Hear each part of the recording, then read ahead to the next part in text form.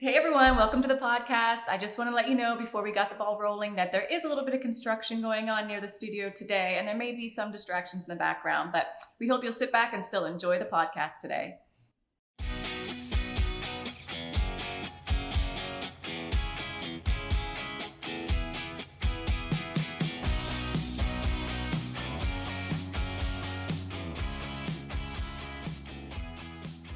Welcome everyone to another edition of the Cultures for Health podcast, where we discuss all things related to fermentation. We believe that the best fermented foods and beverages are DIY, and we are here to supply you with the tools you need to get started, guidance through the process, and to help you achieve your fermentation goals. I am Wendy, your host for today, and on today's episode, we're going to be talking with Jen, a fermentation expert, to get the expert side of kombucha fermentation. Along the way, we're going to be sharing some kombucha fermentation horror stories and how you can avoid them happening to you. And then we'll be finishing up by taking a few of your kombucha fermentation questions. Now let's get to our interview with fermentation expert Jen. Hi, Jen. Hey, Wendy. How you doing? I'm doing great. Thank you so much for joining us for today's conversation. It's exciting to be here. Love to talk about fermentation. Me too. I am really excited to learn more about fermentation and all things kombucha. I love kombucha.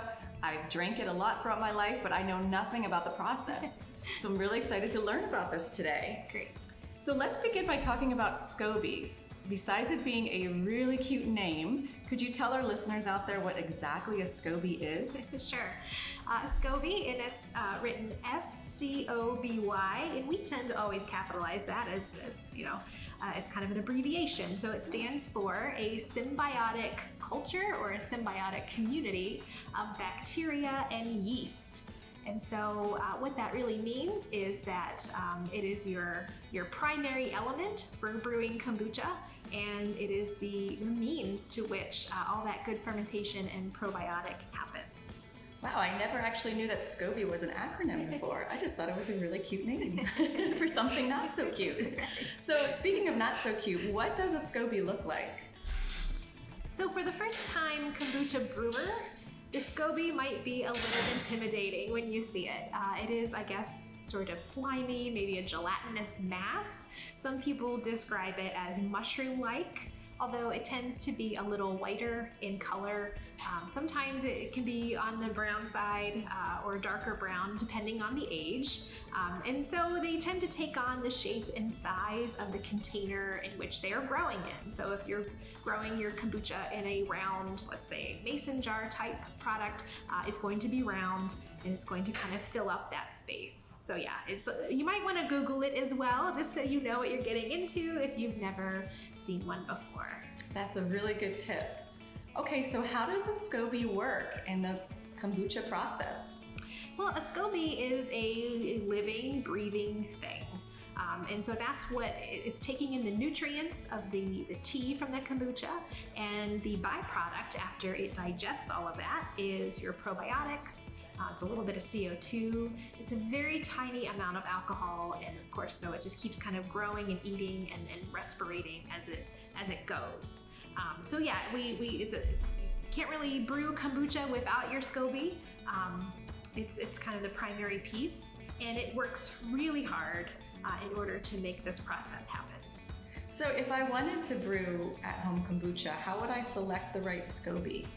Well, that's a good question. So there's lots of places out there to get a Scoby. I think there's even a black market Scoby, there's Etsy and all kinds of things too. But what I would highly suggest, and I may be a little biased, is that you come to Cultures for Health for your Scoby, because we have several options. And let me just tell you, we've been doing this for a very long time, and we do all kinds of ferments all under one roof with lots of history and experience. So a couple things that we offer our traditional dehydrated kombucha Scoby, and that product is for customers who want to take their time with the process. You have to rehydrate that Scoby before you can start brewing, so it takes a little longer. We've also just started, and we've just released recently, our live kombucha Scoby, and that is ready to go right away. You get the Scoby, you get the starter tea that goes with it, you get great instructions, and with all of that, we also offer kits that really give you everything you need to get started. Oh wow, that sounds great. Let's get on to the scary stuff now, because I've heard that sometimes Scobies can develop mold. And mold is probably one of the most common fears home brewers have. So should I be afraid of mold?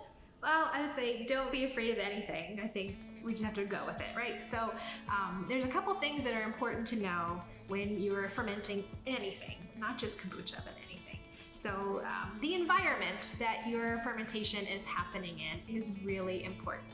So yes, mold can be a deterrent, a side effect. It can be, we just have to make sure we're giving that Scoby and that kombucha the right environment to grow in. And so what we want to look for in these cases is that one, your Scoby has a really good food source. In this case, that would be your sweet tea, right? So making sure your Scoby is fed, just like you and me. If we're fed well, we're happy. We want to also make sure the temperature of the room is in the 70s, mid 70s is room temperature generally. If it gets too warm, if it gets too cold, just like you and I, we like to be comfortable, we might not respond well. And also we want to think about the time. So it does take, if you're starting with a live Scoby, it's going to take at least a week to get that brewing. If you let it sit for too long and it's not fed, and I would say a neglected Scoby, Scobies are very resilient, but we still want to treat them well. If that Scoby gets maybe perhaps neglected a little bit, it may start to turn south and start to grow mold. Now, what we're looking for in mold, and what I always tell people, is that if it's fuzzy, it is no good. And there are a lot of things in your Scoby that may look questionable, and that's where the confusion comes in. But if you see fuzzy growth, that is a bad thing. And so you definitely don't want to consume that product if that happens. Okay, so I should be looking out for anything that's fuzzy. And what color is mold usually? Green or black. Green or black is bad. Okay. I know in other ferments we have a lot of problems with a white mold known as cam. Well, that's actually yeast, but it's still not desirable. So anything like that, but again, fuzzy or questionable. And the great thing I will also say about Cultures for Health is that if you buy our products, we offer a fantastic customer service route. So you can always reach out with questions, and usually if they can't answer it, they kick it back to us, the fermentation experts, and we get it answered within hours for you. So awesome. We're here for you. And our website is chock full of videos and instructions, and you are not alone in doing this. Oh, that makes me feel so much better. So what should I do though if my Scoby does get moldy? I'm always on the cautious side. I always recommend to discard and start over. Yeah, and I would just say that it's a great idea to make sure you provide the right environment. Sanitation is also a really big thing too. So I got my start in fermentation in beer brewing, where we don't have the luxury of a low pH like kombucha has. So we really have to be careful with sanitation. So making sure your jars, your vessels, whatever you're fermenting in, has been cleaned well, has been sanitized. That is super important. Okay, Jen, well, thanks so much. That was so informative, but I'm just wondering, is there anything else customers should look out for when it comes to brewing their own kombucha at home besides mold? I'll tell you, our number one question that we probably get is does this look okay? Mm-hmm. And when you first add your Scoby to your kombucha and your starter tea and you're waiting, you will probably notice some surface level, almost like a film or a growth, and a lot of customers are confused if that's right, if that's wrong, and actually that is actually right. So when a Scoby is working hard for you, they actually do produce a daughter, or what's called a baby Scoby. You could call it either one, and that is a film on the surface of your product, on your kombucha, and it will actually form and kind of gelatinize and take shape eventually. But when that is forming at first, it can be a little questionable that the first time brewers aren't sure if it's right or if it's mold or what it is. So again, you can always send pictures to us if you're unsure, or watch some videos that we have on our website that are helpful. Okay, great. Thanks so much. All right, before we move on to our question segment, are there any other precautions that an at-home brewer should take or keep in mind? Yes. So one thing we didn't mention is that we slightly mentioned that kombucha is pretty acidic. It hovers around a pH of 4.6, sometimes below.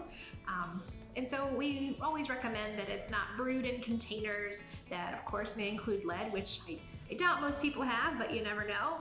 You don't want to brew in anything that's painted, so it can be kind of a caustic to the vessel that it is brewing in. So just be careful. There have been lead poisoning cases in history, but hopefully I would recommend a glass jar is usually pretty easy to find. And there's even food grade plastic buckets that you can use as well.